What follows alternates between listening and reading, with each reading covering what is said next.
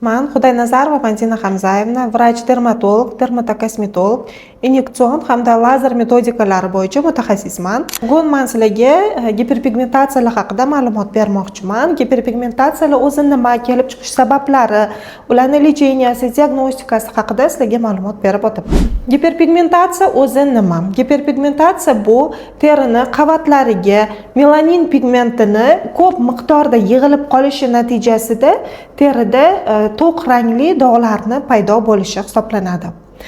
Giperpigmentatsiyalar klassifikatsiyasiga keladigan bo'lsak, ikki xil bo'ladi, ya'ni chuqur giperpigmentatsiyalar hamda yuzaki joylashgan giperpigmentatsiyalar bo'lishi mumkin. Bundan tashqari tug'ma hamda orttirilganga bo'linadi. Orttirilgan giperpigmentatsiyalar yuzaga kelishi mumkin bu endokrin sistema buzilishi natijasida, ya'ni gormonlarning buzilishi, bu homilador bo'lishi mumkin yoki qandaydir gormonlarning buzilishi natijasida bo'lishi mumkin. Terida giperpigmentativ dog'lar paydo bo'ladi. Bundan tashqari bo'lishi mumkin oshqozon ichakdagi buzilishlar natijasida, bu bo'lishi mumkin o't qopidagi kasalliklar, dimlanish natijasida yoki jigardagi kasalliklar, bu gepatitlar bo'lishi mumkin yoki intoksikatsion qanaqadir kasalliklar bo'lishi mumkin, shu natijasida ham kelib chiqishi mumkin. Orttirilgan. Bundan tashqari travmalar natijasida qanaqadir travmalar yuzaga keldi, bu bo'lishi mumkin. Neudachniy kosmetologik protseduralar bo'lishi mumkin yoki bo'lishi mumkin qanaqadir avariyalardan keyin, shilinishlar, kesilishlardan keyin ham giperpigmentativ dog'lar yuzaga kelishi mumkin.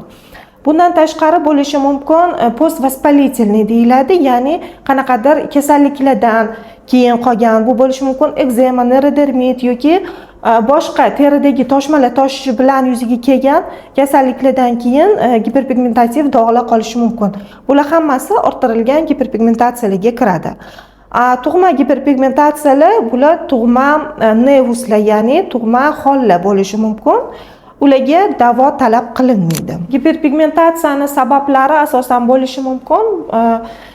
Masalan, o'sha gormonal buzilishlar natijasida deb aytdik, homiladorlikda gormonlarning buzilishi, ya'ni progesteron gormonining ko'payib ketishi natijasida homiladorlikda melazma yoki xlazma dog'lari kelib chiqishi mumkin.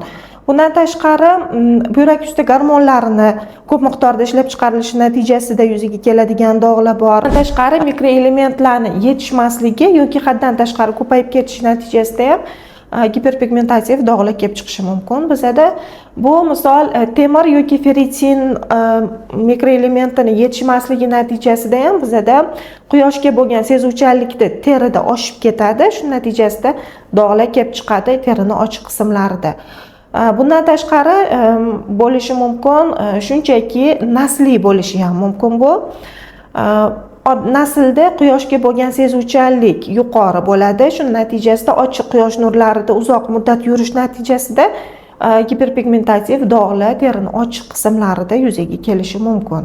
Giperpigmentativ dog'larni simptomlarini aytib o'tadigan bo'lsak, bular masalan visnoshkalar bo'lishi mumkin. Visnoshkalarda bizda yuzning ochiq qismlarida, yuzda bo'lishi mumkin, dekolte zonada bo'lishi mumkin yoki yelkalarda bo'lishi mumkin. Mayda-mayda ko'rinishdagi, hajmdagi och yoki to'q jigarrang dog'chalar paydo bo'ladi. Ular juda ham yuzaki joylashgan bo'lganligi uchun ularni davolash osonroq. Bizda chuqur giperpigmentatsiyalar bu terini chuqur qavatlarigacha joylashgan bo'ladi. Chuqur giperpigmentatsiyalarga melazma, xlazma yoki postvоспалительный giperpigmentatsiyalarni misol qilishimiz mumkin. Ular asosan kattaroq zonada joylashgan bo'ladi. Yuzda asosan homiladorlik dog'lari deb ham ko'pchilik biladi buni. Shochkalarda joylashgan bo'lishi mumkin, peshonada, burunda, podborodikda joylashgan bo'lishi mumkin. Hamda har qandaydir kasalliklardan keyin qolgan giperpigmentatsiyalar bular neurodermit bo'lishi mumkin, ekzemalar bo'lishi mumkin. Terini uzoq vaqt davomida yallig'lanishi natijasida o'sha joyda melanin pigmentini to'planib qolishi natijasida hosil bo'ladi u dog'lar. U dog'larning ko'rinishi och jigarrangdan to to'q jigarranggacha bo'lishi mumkin, aniq chegaralangan. Razmerlari 2-3 santimetrdan to katta hajmda tanada 5-6 santimetr, hattoki 20-30 santimetrgacha katta hajmda ham bo'lishi mumkin. Giperpigmentatsiyalarning diagnostikasiga keladigan bo'lsak, diagnostikasida birinchi bo'lib biz uni sababini aniqlash uchun ko'zdan kechiramiz. Qanaqa dog', qayerda joylashgan, razmerlarini ko'zdan kechiramiz. Anamniz yig'ishimiz kerak, nimadan keyin hosil bo'ldi, qachon hosil bo'ldi, qanaqa muddatda hosil bo'ldi. Va shunga qarab biz patsientlarni направить qilishimiz kerak o'sha maxsus konsultatsiyalarga, vrachlarning konsultatsiyasiga.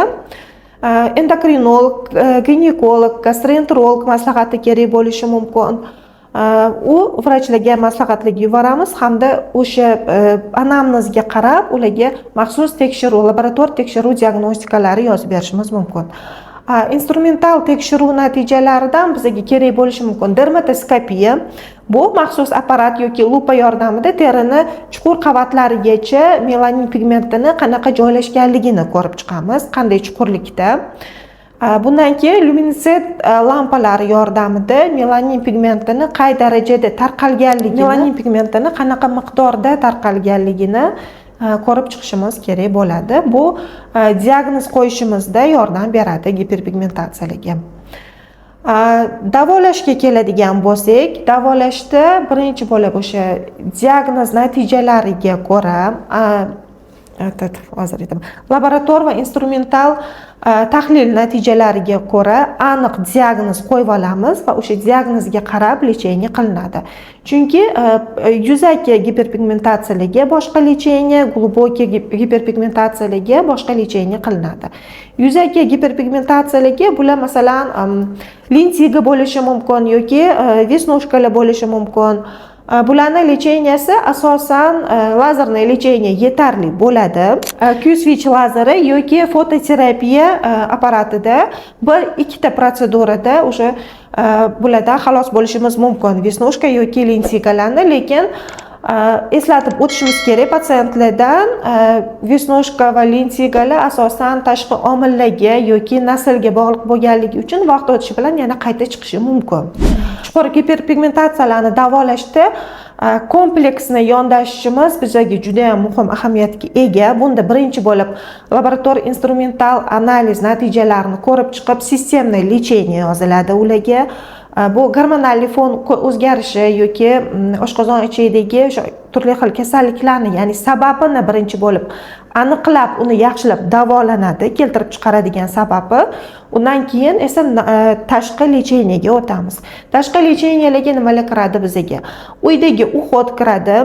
Ya'ni uyda o'sha maxsus kremlar yordamida o'ziga uhod qilish kerak bo'ladi. Undan tashqari inyektsion metodlar, bu mezoterapiyalar bo'lishi mumkin, bervitilizantlar bo'lishi mumkin. Bularning tarkibi juda ham muhim ahamiyatga ega giperpigmentatsiyalarda. Tarkibida antioksidantlar, trigaloza hamda maxsus kislotalar bo'lishi kerak.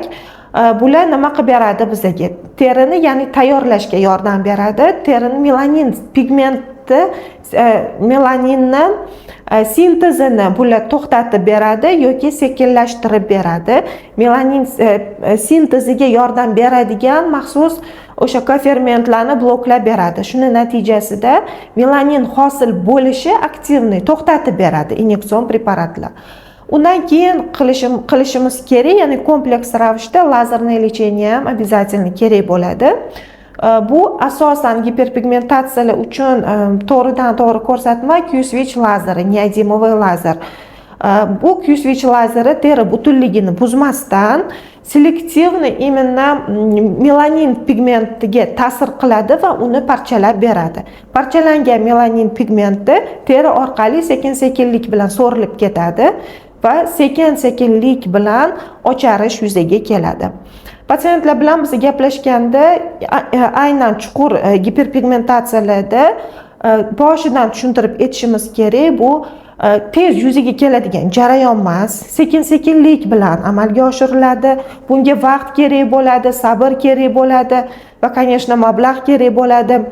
Lekin o'sha sekin-sekinlik bilan yondashganda juda ham yaxshi natijalarga erishish mumkin.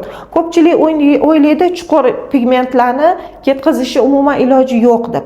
Iloji bor albatta, lekin bunga vaqt, sabr va Yana bitta narsa, обязательно o'sha doktorni tavsiyalariga amal qilish kerak bo'ladi, обязательно.